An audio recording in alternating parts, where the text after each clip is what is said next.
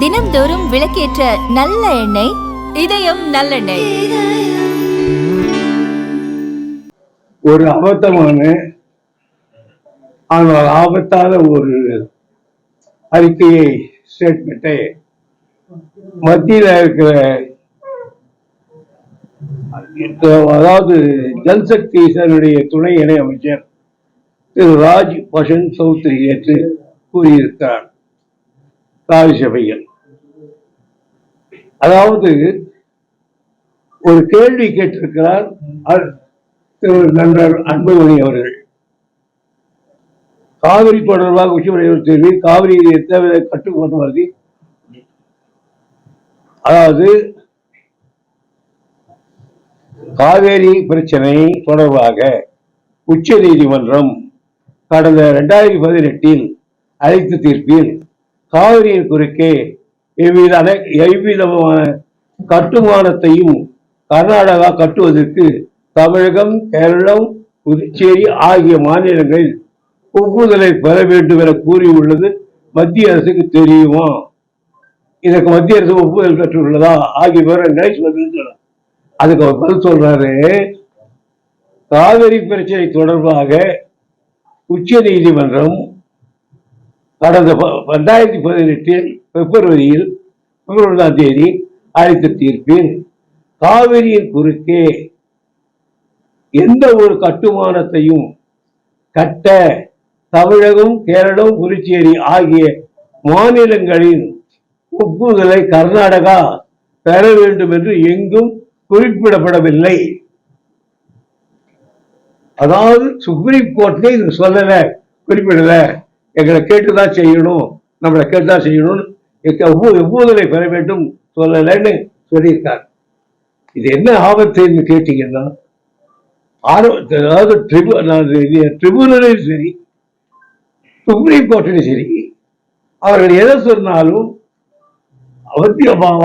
மாநில அரசுகளோடு தொடர்புடைய மாநிலங்களோடு அவர்கள் ஒப்புதலை பெற வேண்டும் என்று சொல்லி இருக்காங்க.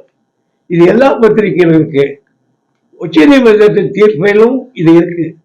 ஆனால் உச்ச நீதிமன்ற தீர்ப்பில் எங்கேயோ இதையும் கழித்து விட்டு ஒரு சின்ன பிட்டை எடுத்து மாண்புமிகு அமைச்சர் அவர்கள் படித்திருக்கிறார்கள். அமைச்சர் அவர்களுக்கு காவேரியுடைய முழு விவரம் தெரியாது என்று சொல்ல முடியாது. ஏனென்றால் மத்திய அமைச்சர், அவருக்கு ஆலோசனை 1000 பேர் இருக்கிறார்கள். அதனால நான் குறைத்து மதிப்பிடவில்லை. ஆனால் அவ்வளவு பெரியவர் இவ்வளவு பெரிய தவறை செய்திருக்க கூடாது என்றுதான் பார்த்தோம்.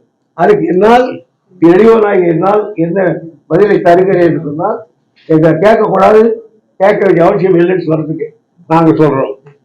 மேகதாட்டு திட்டம் முழுவதும் தனது மாநில எல்லைக்குள் அமைந்திருப்பதால் அதை கட்டுவதற்கு நடுவர் மன்றமோ அல்லது மாண்புமிகு உச்ச நீதிமன்றமோ எந்த தடை விதிக்கவில்லை என்று கூறியுள்ளது.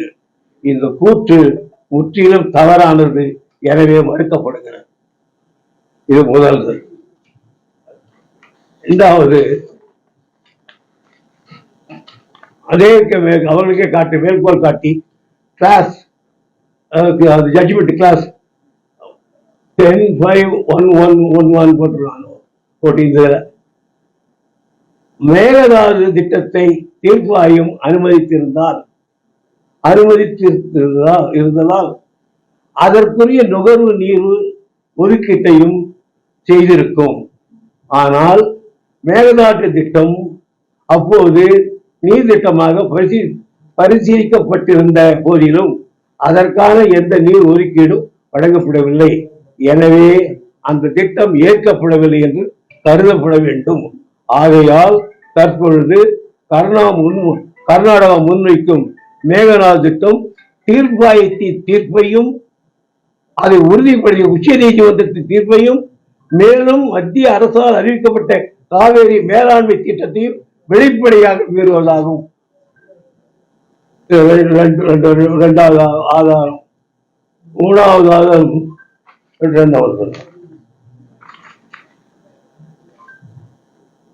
அந்த காவேரி மேனேஜ்மெண்ட் போர்டு இருக்கு, அவனுக்கு கூட அதிகாரங்கள். காவேரி மேனேஜ்மெண்ட் போர்டு வரம்பு தெளிவானது. அதன் கடமை தீர்ப்பாயத்தின் தீர்ப்பை அதை திருத்திய உயர்நீதிமன்ற தீர்ப்பை மட்டும் செயல்படுத்த வேண்டும்.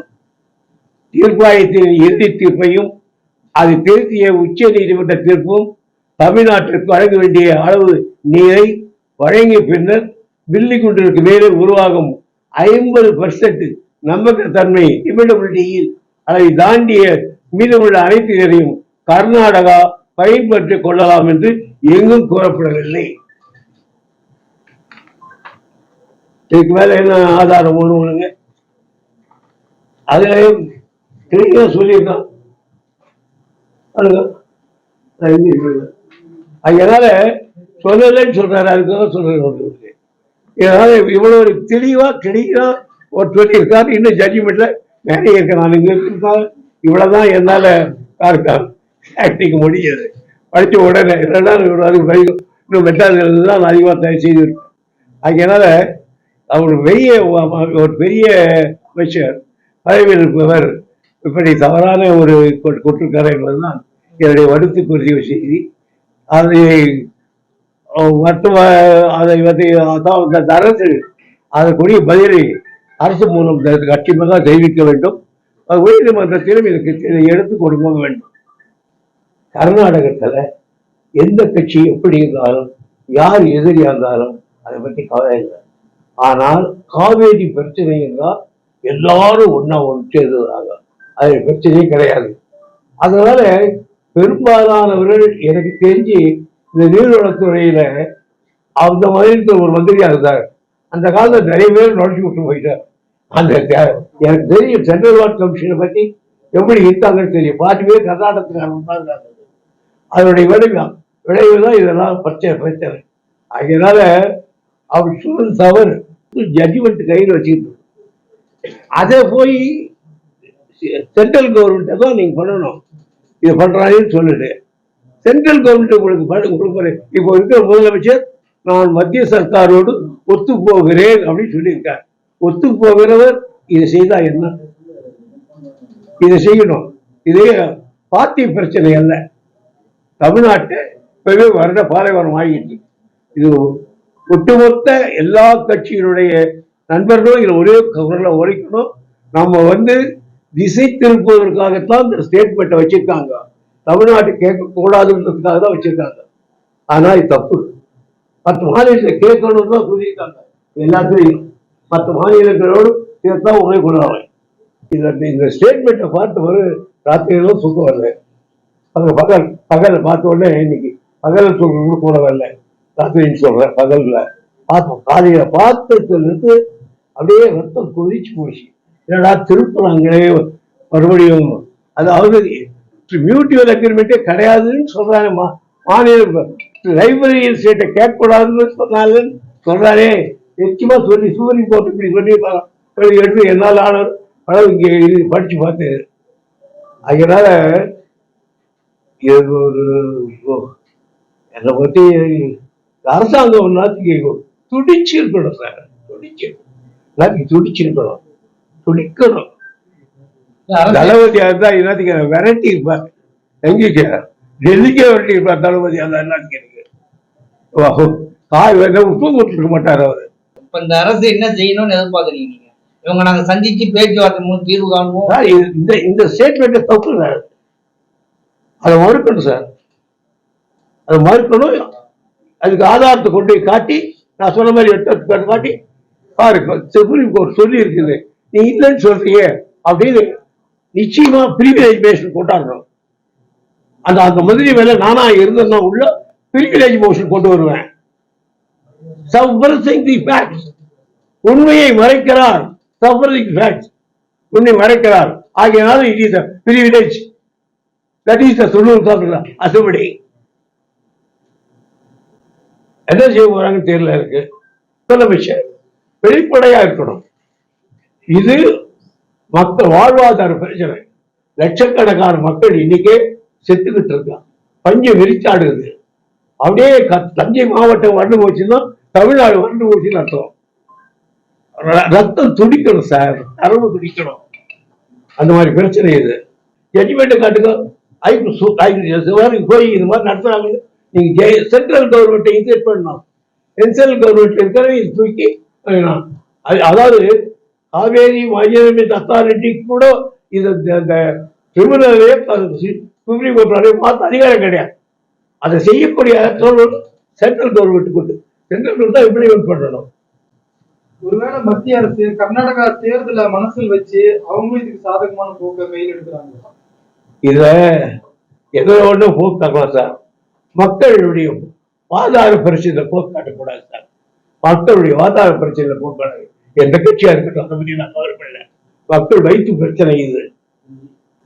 முதல்வர் சொன்னாரு அனுபவம் மிக்கவர்கள் இந்த வழக்கில் ஏற்கனவே நடத்தணுங்க, எல்லார்கிட்டயும் நான் கன்சல்ட் பண்ணிட்டு இருக்கேன், ஒரு நல்ல முடிவா எட்டுறதுக்கு அப்படின்னு சொல்லியிருக்காரு நேற்று முதல்வர் அறிக்கையில. அதுல உங்களை மாதிரி ஆளுங்க கிட்ட கன்சல்ட் பண்ணாரு. தமிழ் தாய் வாழ்த்து அவர் ஏற்றிய முரண்மணியம் ஏற்றிய அந்த இடத்துல நடந்த பட்டமளிப்பு விழாவிலேயே தமிழ் தாய் வாழ்த்து வந்து 3ஆவதா பாடப்படுது. முதல்ல தேசியம், 2வது வந்தே மாதரம், 3வது தான் தமிழ் தாய் வாழ்த்து பாடப்படுது. இது எப்படி பாக்குறீங்க? இது நம்முடைய உரிமை பிரச்சனை. எங்க நாட்டுல நாங்க என்ன பாடிக்கிறது தமிழ்நாட்டுக்கு, எங்க ஊர்ல என்ன பாடணுன்றது கூட சட்டம் போட்டான்னா அது ஏத்துக்கிட்டோம்னா அதை விட கேவலம் எதுவும் இருக்காது. எங்க ஊர்ல எங்க பாட்டு பாடுறோம், ஆனா என் பாட்டை பாடிட்டாதான் நீ பாடணும்னு சொல்றது தப்பு. அது என்ன உன் பாட்டு என் பாட்டு கூட வழிந்தது? இதுல வந்து கொஞ்சம் கூட விட்டு கொடுக்க கூடாது. பாட்டை இயற்றுனவர் பெயர் கொண்ட பல்கலைக்கழகத்திலேயே இது போன்ற தமிழ் தாய் வாழ்த்து 3வது இடத்துல தள்ளப்பட்டிருக்கு. இதை விட கேவலம் வேற ஒண்ணு கிடையாது. தலைக்குறியா தமிழன் ஒவ்வொரு அந்த பாட்டை ஏற்றியவர் மனம் சுத்தம் பண்ணார். அவர் பல்கலைக்கழகத்தில் முதலாக 3ஆவதாக பாடப்பட்டது என்பது தமிழ்நாட்டு வரலாற்று ஹிஸ்டரியிலேயே ஒரு கரை படிந்த அத்தியாயம். சட்டசபையில இருக்கிற முதல்வர் அமைச்சர் அலுவலகம் இன்னைக்கு நாமக்கல் கவிஞர் மாளிகைக்கு மாற்ற போறதா உத்தரவு வெளியிட்டிருக்காங்க. முதலமைச்சர் எனக்கு தெரியாது, பத்திரிகை பார்த்தேன் என்ன விஷயம் அப்படின்னு. யாரோ ஜோசிக்காரன் சொன்னாங்க அந்த அந்த மாதிரி ஈசானி மூலையில் இருக்கு, அக்னி மூலையில் இருக்கு, அக்னி மூலையில் இருந்தா ஆபத்து, அதெல்லாம் வர 1 வருஷம் 2 வருஷம் கூட இருக்க மாட்டாங்க, நீர் போயிடுவேன்னு சொன்னாங்களாம். அதுக்கு என்ன பண்றது, உயரமான இடத்துல போய் இது வந்து நீங்க குபேர மூலையில போட்டீங்கன்னா கரெக்டா இருப்பீங்கன்னு அங்க அது அந்த மண்டபம் வந்து ஒரு 300 பேர் உட்காரலாம். அந்த மண்டபத்தெல்லாம் உடச்சி கழிச்சு என்ன பண்றாங்கன்னாங்க. சார், வென்றவன் செய்வதெல்லாம் வேதமாக இருக்குது. கண்ணதாசன் சொன்னா வென்றவன் சொன்னதெல்லாம் வேதம் அப்படிதான் நடத்திக்கிட்டு இருக்காங்க. அதுக்கு 2 பேர் விசில் அடிச்சுக்கிட்டு இருக்காங்க. நாம என்ன பண்ண முடியும்?